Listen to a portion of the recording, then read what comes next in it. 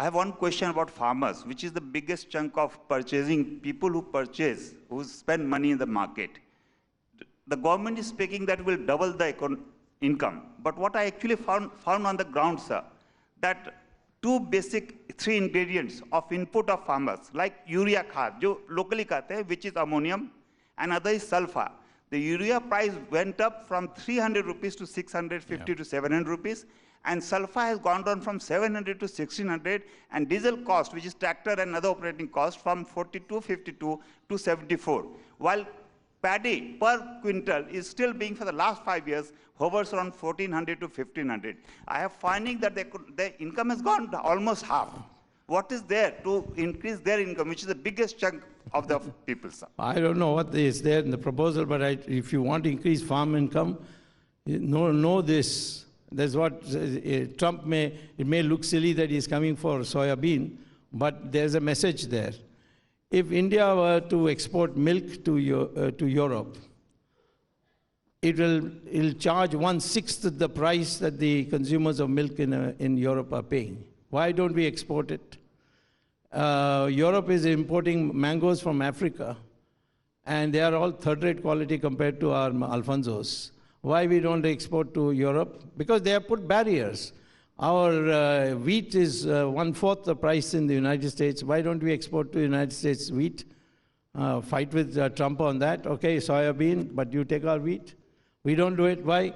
Because these are areas where it is all negotiated in closed rooms, and we are literally overpowered by the Americans when it comes to lowering tariffs or removing them, or allowing free entry of agricultural products into their country.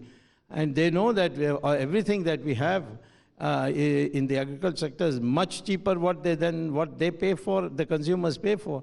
But it is our lack of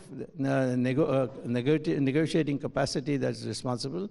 And that is what we should focus on, and not helping the farmers with subsidies here.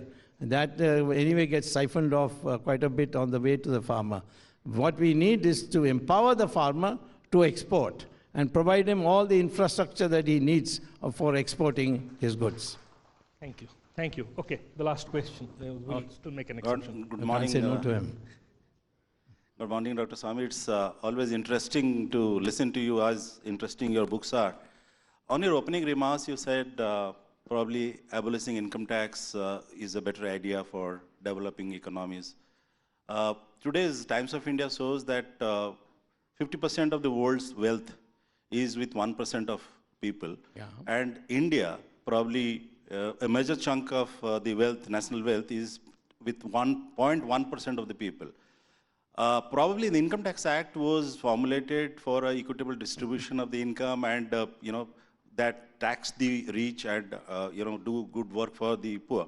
Has the the income tax system failed, or have we not been able to collect income tax from the wealthy people in India, or the governance problem? Because just abolishing act may not help if we are not probably addressing to the system.